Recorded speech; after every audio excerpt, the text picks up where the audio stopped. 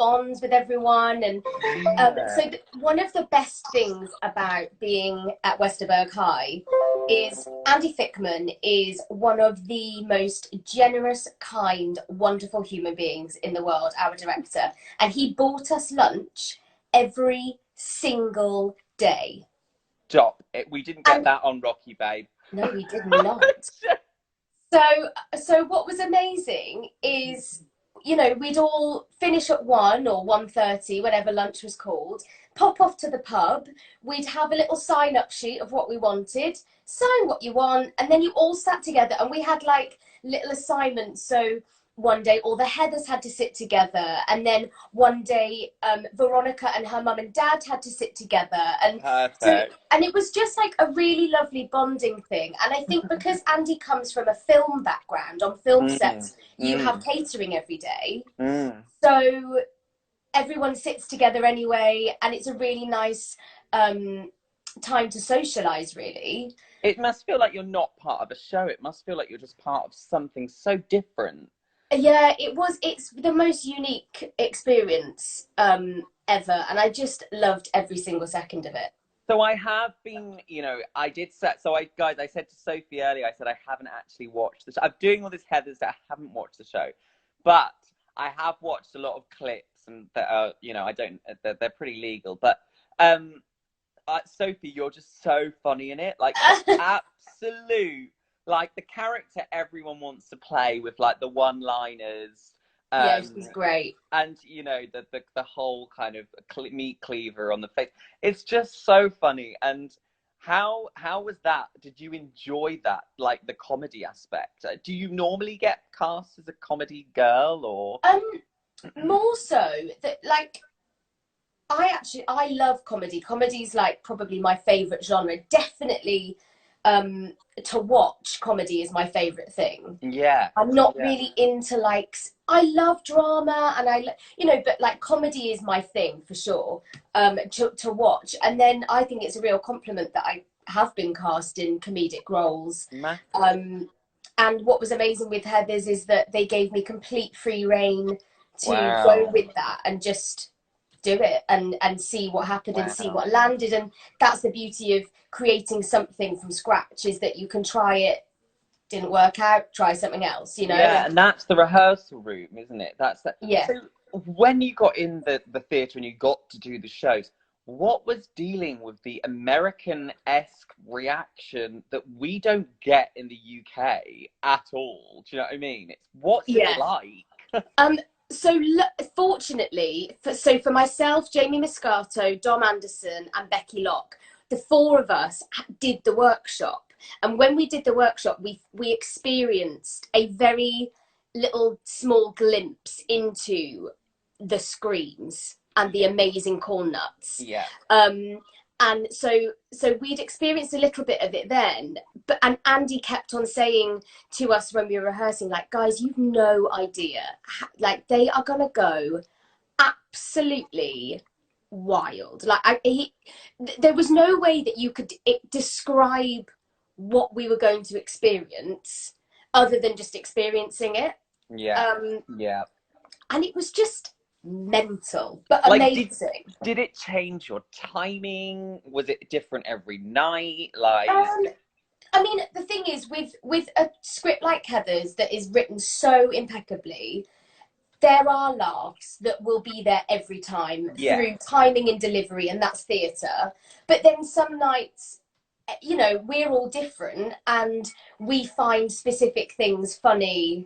You and I would sit and you'd find something hilarious, and I would find something else hilarious. Yeah. So it does change. I suppose you just have to slow down and give them the opportunity to laugh, but equally don't be self-indulgent and be like, yeah, I know I'm hilarious. I'm gonna that's leave a also massive pause. Yeah. So yeah. how did you deal with that, going from Sophie Isaacs, who's been in Kinky Boots and Rocky and had a really nice career? How did you deal with suddenly your inbox goes mental? Suddenly, it was crazy. What I find hysterical is that when we were on Rocky Horror, our friend Chris, who is one of the best humans in the world, he is obsessed. He is and was obsessed with Instagram, and I really wasn't. I was like, oh, what is this? I haven't got time for it. I'm Really? fuming. Yeah, like didn't do anything on it. Wasn't, you know, but we, you know, obviously there's such a huge following for Heathers on social media and stuff that I wanted to engage with people, and it's a really, really important part of what we do, Yeah. and I appreciated that and I learned that. And I think with social media wise, I always would just want to be a real version of myself, not one that either people, you know, an authentic, genuine version of myself that I don't feel like I have to live up to, and that isn't lying to other people to see, Yeah. oh wow, look at that life she's leading, but also to be really positive, Yeah. and motivational and just really kind and nice. I think you're using it for a positive, because it's not like you suddenly got Instagram and posted loads of yellow pictures and like did loads of, but you're really into your fitness, you're Yeah, really into your, you know, your sayings and almost mindfulness as yeah, well, I yeah, believe, which means a lot to me, because, you know, I've suffered with my mental health. So yeah. I think you've got a platform to use, with loads of young girls, and that is pressure in itself. For me, if I were you, I'd be like, wow, I feel like a mini version of Little Mix, and it really is, like, it's a mini version of that, but a cult following. So Yeah. the pressure behind that everything you put out there is seen by loads and loads of people. How does that feel, or is it just quite nice? To be honest with you, I don't think about it, That's great. because I don't think you'd ever get your head around, because the social media is crazy. So anyway, but I I think as long as what you are putting out there is genuine and something that you believe in and truthful, I don't think you've got anything to worry about, really. Um, and if somebody doesn't like it, well, then everyone's going to have an opinion on everything that you do. And the problem is with social media is everyone can be a critic, everyone can have an opinion. There are lovely people out there, and there are some not very nice people out there. But I just think as long as you're being really, really true to who you are and what you believe, and just ignore the rest. You don't have to say what it is, but have you had any negative stuff? Um, like, oh, no, maybe like one or two. Brilliant, brilliant. But equally, I don't go looking for it. So there might be loads Yeah. of hate out there, and I just literally stay completely blissfully ignorant. I find Twitter a bit like that. Twitter, I you Yeah, I don't do probably. Twitter. Oh, mate, I've literally just started using it, but for the business. But I don't like it. I prefer to see pictures of people having fun, but I Yeah. don't want to see blah blah blah blah blah blah. Do you know what I mean? I don't. I feel like it's a much more negative world, and I don't know why. I find it weird that you can have two things that are essentially the same, one with pictures and one without, but that one can feel so positive and one can feel so negative. I do find that crazy. So you don't have it? Do you not have it? No, I do. I just don't really use it. Like, No. If I'm doing a workshop or a show or I'll engage, you know, I check up with other people and stuff like that. But I don't really, you know, delve into that world, and I'm not very involved in tweeting and all of that. What's that bond like with Jodie, Tashan, and Carrie? Like, what is that kind of sistership, kind of how? And at the same time, it is intense. No matter what way you look at it, it's hard, but incredible and exciting, and you're sharing something together. So, what is that like?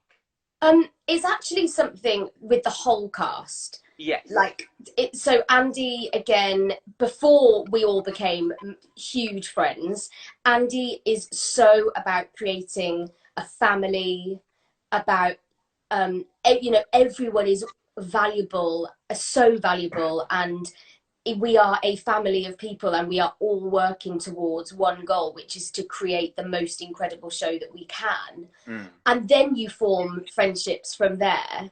And when you've created something on stage and being in a cast, you end up trusting people in a way that you never do in any other world, I don't think. Because like with you and I on stage, I have to trust that you're going to come in with your cue and your line, and you're going to remember the blocking, and so will I, and it's a partnership. And that bond is created throughout companies in such a unique way, and one that I feel so privileged to experience a lot. And we're all still like really, really good friends now. We've got WhatsApp groups and FaceTime and support each other and, you know, cheerlead each other. And it's just really, really special. You know what, Soph? Like, the nicest thing about you is you've just been so up for all of this, and you're just still a nice, normal person who's had massive things happen to them. And my mum and dad said something to me once, and it was, if you're not kind, if you're successful but you're not kind, what's the point? Yeah. And I live by that. And I think I have had a few nice things happen to me recently, and it comes from a place that I've been honest. And it's like what you said about social media, people see through it. Yeah. And people aren't stupid. And I think that's like your massive selling point of what you do. So well done, you. Thanks. I just feel so privileged to be doing what I'm doing. And I just think, why on earth wouldn't you? You know, I just find it,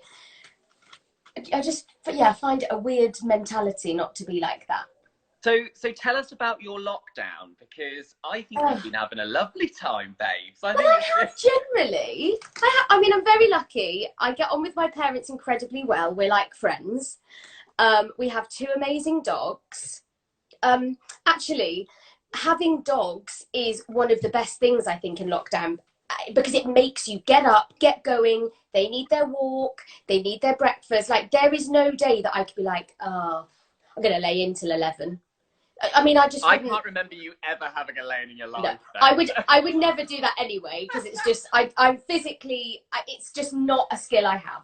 Okay, yeah. I know. In Germany, you were the same. Yeah, I can't do it. But the dogs are the best. There with their fitness at like we were having our breakfast hungover. She was like, morning.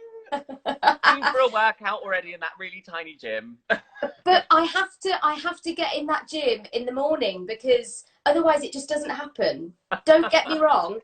Yesterday I went running. No part of me wanted to run. None of it, but I did. No. And then after, you feel better. You do always. You always do. So yeah, I get up super early. I try, if I've got some like admin bits, I get those done first thing. Then take the dogs for a big walk. We're really lucky. I live like, there's the walk's like literally next door to my parents' house. I've seen the pictures. It's gorgeous. Beautiful. Really, really lucky. And then, you know, like, there's lots of teaching going on. People like you getting me to do workshops is the best thing ever. I love it. Like, sorting stuff out. So I'm at my parents' house and I still have loads of stuff here. So, you know, I've got loads of stuff still to sort out. I've done a live concert. I'm doing another one next week. So yeah, I've had. Sophie, when's that? Can we plug it? Can we plug your live concert? Oh, so I'm doing West End musical brunch next Saturday. That's a great Insta page. I've looked at their Insta. They're doing some really good things. Yeah, they're amazing. So I'm doing that next Saturday. So that's May the 30th. Come and join us. Get your Prosecco out. Bougie. Yeah, it'll be lovely. And I've been doing a live bake with Chris. We've stopped it now, but we'll definitely do some more. So yeah, it's been pretty busy. And this week, I've been tanning. Mate, you look a different colour, babe. Costa del Cheltenham, guys. I'm on the Costa del Isle of Wight. It's been brilliant. Has it been beautiful there? You have no idea. It's beautiful. Really? You do have an idea, but it's by the sea, so it's stunning. Like, I'm having a lovely time. So Can you go on the beach? Yeah, I'm right by the beach. You're allowed? Yeah, yeah. It's great. Because our friends live by the beach and they're not allowed to go on. maybe I'm not. Oh God, I don't know. Um, Sophie, so okay, Heather's is amazing. Panto, Oh, incredible. Like, I mean, you must have been thrilled to I do. was. My dad cried. Bless him. And to be the lead in the Palladium Oh, itself, wow. it Like, was just nuts. It was yeah. just another one of those things. And I was like, I don't quite know what's happening here. And I feel a bit like someone's going to call me and go, we got the wrong person. I had a bit of that imposter syndrome, a bit going, is this all a bit too good to be true? But do you It, ever have that feeling when these things happen that it doesn't sink in? It's just like you're rolling on. And you're like, okay, yep, okay, yep. Do you ever get a chance to soak it up? Maybe lockdown's given you that chance. I don't know. um, I just feel so grateful all the time, um, genuinely. And but I do massively have imposter syndrome. Going, is this what's happening? Is this what I'm doing? It's just Yeah. odd. Like I remember we did a sound check really late on a Saturday night, and I had a big number in Act Two in Panto, and we were sound checking at the London Palladium. There were 2 moments actually. I had my own dressing room, and I was just sat there on my own, going, "What the hell? Wow. Wow. What? I can't." And then I was sound checking on stage in an empty London Palladium by myself, stood singing. And Wow. I just looked around and I just couldn't even get my head around it. And the sound designer was like, "So I'd done my song about 5 times." And he said, "So do you mind just doing it once more?" I was like, "I will literally stand here all night and sing it as many times as you like. Are you That's, kidding me?" that's brilliant. So yeah, it was just the best. So The then, people were amazing. what a lovely Christmas present. She goes and gets So, sick, doesn't she? I know. Wow. So how was that? Did you audition? Did you get asked? Was it Yeah, like, so it was a bit of a weird one because they were like, "We'd like to ask you to come and audition. However, you are in Panto. Can we even make this work?" So it was right. that thing of, we really want you to do it, but is this, they need to look out for the good of their show, and obviously Vicky Manson was leaving because she was in Beautiful, Yeah. and so you don't want to put the show at jeopardy. But they trusted me. I wrote them a big email and I said, "I can do this if you let me. I just was like, here's a way." Wrote them an email. "I can do this. I'll work as hard as you need me to. I And you did in promise." your dressing room. I just saw you Yeah. on Instagram constantly like da da da. Yeah. And it was like, so I had like my 6 bag, and it had my rehearsal shoes, my rehearsal belt, my rehearsal mic, my score, and my script. And that went everywhere with me for 6 weeks. So I would do rehearsals. I'd either rehearse 9 till 1 or 10 till 1. And then I'd run to the Palladium for 1:30 for warm up and then do 2 shows. It was amazing. Were you buzzing off this? Were you just like, bring it on? This is one Yeah, of my I lines that was. I'm There never were a gonna couple. forget. I think there were 2 moments where I went, "I can't do it. I'm so tired. I can't."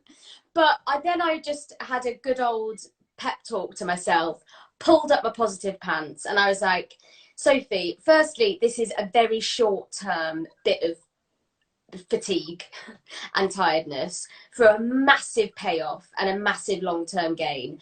And if you had told 15-year-old Sophie that not only would you be playing the title role at the London Palladium, and you would be rehearsing for one of the biggest shows in the West End at the same time, I never ever dreamt that those things would happen to me, and I'm doing it, and it's your life. So crack on, get up. You can sleep. You're a long time dead. Sleep when you're dead, and Late then when you'll you're be dead, fine. thanks. And So get yourself a double espresso. oh babe, I'm gonna get one in a minute. So was it a part you'd thought about? Like, because I think you're perfect for it, and I think you're great, but I hadn't immediately thought. I don't know. Like, it's so hard to when you get boxed into something. Yeah. Maybe I'd thought of you in Heathers as that character, but I Yeah. think this is so different. So Wow, like was that something you thought? Had you seen that and thought that's what I want to do, or was it something that came about and you were like, oh my god, yeah, no, no, no, It right, was kind of two things. I admired the show and loved the show as a fan, but didn't necessarily go, you know, like an Elle Woods in Legally Blonde. I think, yeah, I could, you know, that comes out and I go, yeah, I could do that. I'd love to do 100%, that. But 100%. so with Six, I just actually loved it as a show, and thought it was incredible. And really weirdly, the night before, so I got the call on the Tuesday afternoon about the audition, and the night before, I'd seen some stuff on Jodie Steele and Lauren Drew's Instagram pages, and was like, ah, oh, I've never been in for Six, and I'd absolutely love to. That was the Monday. The Tuesday afternoon, I'm in M&S buying mince pies. Of course. Of course, I was. And my agent rang and I was like, this is really, really weird. Like, I literally thought last night I'd love to be seen for that show. I had no, and the thing is, they were only casting Catherine Howard because of the way that contract had worked and stuff. So it wasn't like it wasn't a big cast change or anything. And then I got called in. So I just manifested it. And was it? Had you thought about Howard yourself? What, before even auditioning? Had you thought if there was going to be one, it would be that one? Yeah, I think so. Yeah. And Yeah. it's funny, it's a really great bit of casting because it's not completely obvious.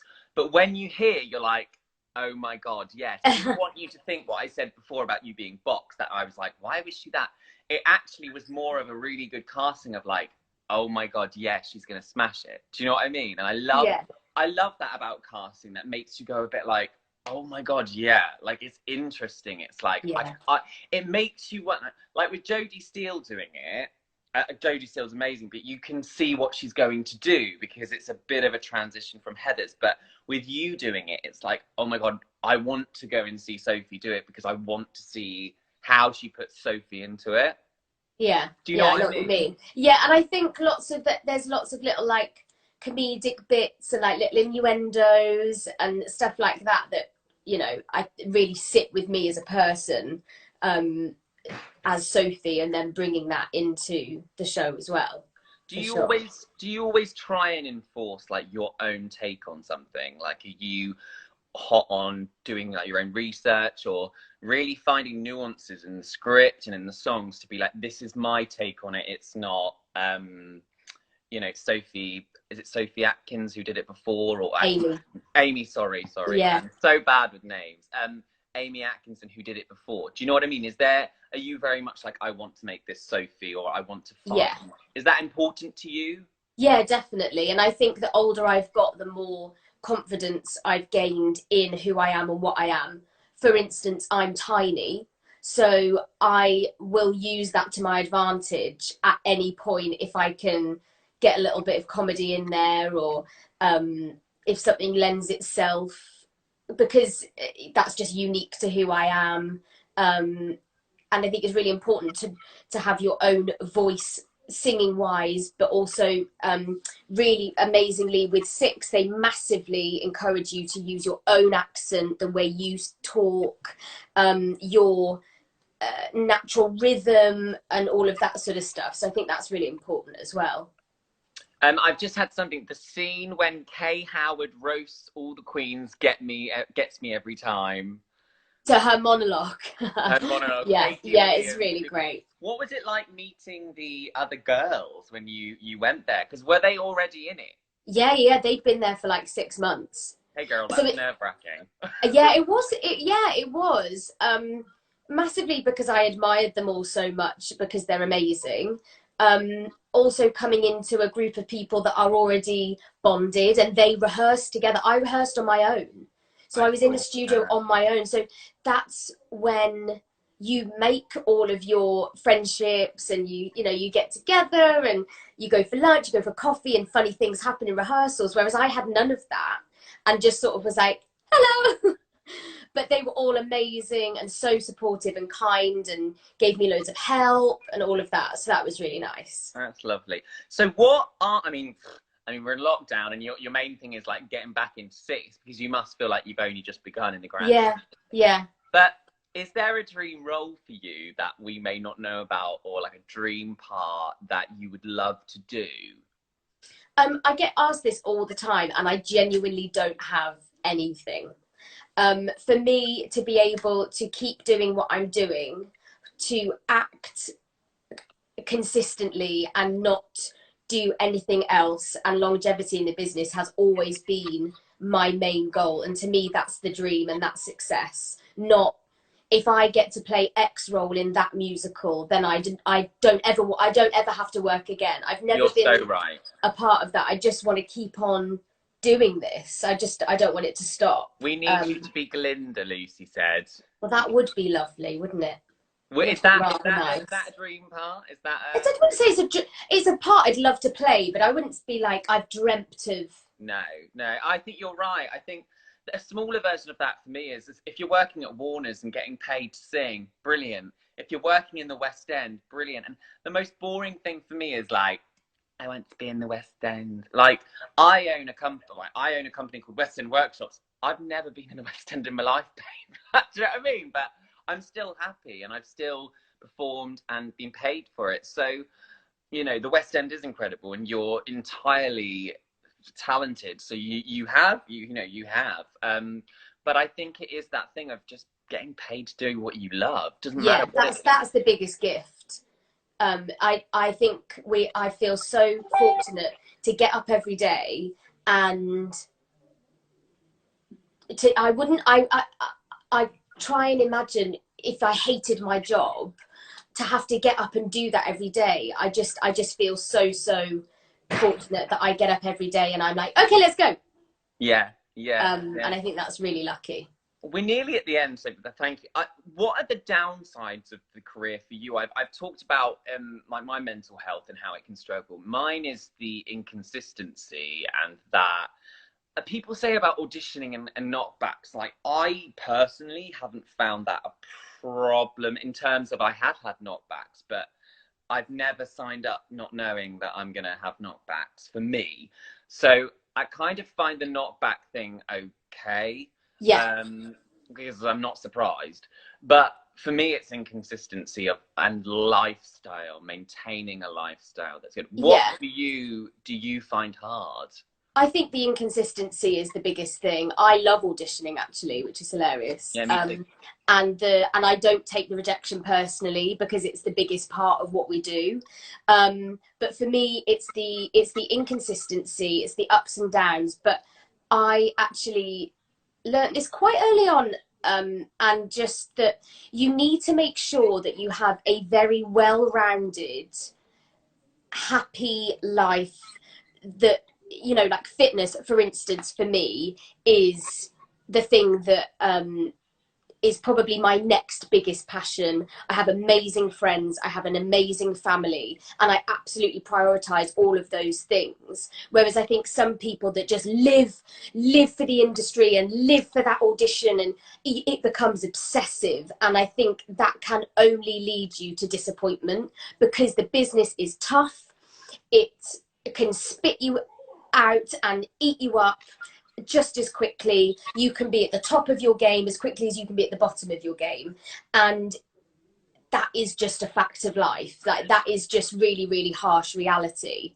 I watch you, and I see that you've got the lifestyle to a T, in terms of you don't, and that's a lot of part of your Instagram, and a part of you that's attractive, because you do have so much else to give. And if it finished, I think you'd be like, okay, I'm gutted, but I'm going to set up a blog, I'm going to go into fitness, I'm going to, you know, be a fitness instructor or something. And I think, I'm not saying that's what you do, but I'm saying that you are right. It's having that other thing to be like, okay, if I'm not doing this right now, I'm not going to be, say, working in Harrods. I'm going to be teaching classes. I'm going to be doing something else I love. Yeah. And actually, it makes what you do in theatre better, I think, because because you're not relying on it to be your everything. Like, if it happens, great, but I will survive if it doesn't. And I think if you can get your head around that, because it took me 5 years to get a West End credit. Like, it took a long time. And I got to the point where I thought, I don't think this is going to happen for me. But and that was scary, but I equally still lived a very happy life, because you have to. Yeah. And Yeah. you know, I feel like I am the only one in control of my happiness, and I want to live a happy life, and therefore I will pour, you know, so much time and value into my friends and my family and teaching, you know, and lots of other things that give me that much. And with people like me and you, I think it has like much more for you, but it's kind of really happened for you later in life. And a little bit of mini version of me. But I think it's about persistence, and it's alongside persistence is that lifestyle. I don't find my friends at college are the ones that are the most talented. It's about the persistence involved. And here's my dog. Sorry, here she is. It's about the kind of persistence. Is it a cockapoo? She's a cockapoo. You've got a cockapoo. You got one, haven't you? Yeah. Oh, look, are they the best? She's called Nelly. So before you go, Sophie, I just want to say a massive thank you. I got one question that I saw. That's a really good question. Did you find your height held you back? So my height is something that I cannot change. I will never grow. It is just a fact of life. And for some people, it will be a problem. Some casting agents, some directors, some people will be like, no, she's too small, I can't cast her. But I cannot change it. Great. But then other times it's been the reason why I have been cast, because it's unique and it's special and it's different. But you just have to. I'm not going to grow. I wish I would. And this is coming from a girl who has problems with her height anyway. So brilliant. That's a great answer, and that's inspiring. Can you remember what date? I don't do. So I have basically, Sophie knows me, and she knows, she's like, Jamie, is he organised? There's a lot I can give to this company, but what I'm not is the most organised. But we have Sophie Tarani who emails Sophie. So can you remember when your Heather's workshop is? June the 4th, I think. No, June the 5th. It is the Friday, so it's not. Yeah, June is the first Friday in June, but I'm sure it's June the 5th at 4 o'clock. June the 5th at 4 o'clock. Yeah. And tickets go on sale today at around 3 p.m. So we're doing it off the back of this. Amazing. And, it's going to be incredible. And what number are you doing? This is fresh off the press. I'm not going to tell you that. Oh my God, she's leaving me in suspense. But it won't be Candy Store, because that has already been covered. So it will be another number that isn't Candy Store. But book, and then you can find out. Perfect. The only way. I'd love you to come back and maybe do Kinky Boots and just maybe a general Sophie Isaacs masterclass. Yeah. Why the hell not? Great. You're a regular, babe. You know you are. It's been honestly like a massive pleasure, and thank you so much. Thank you for having me. It's been lovely to see you and catch up. You look absolutely stunning. I'm going to go and dye my hair blonde. Enjoy your day. Thank you, darling. It's been a pleasure. Take care. See you later. Bye. Take care. Bye.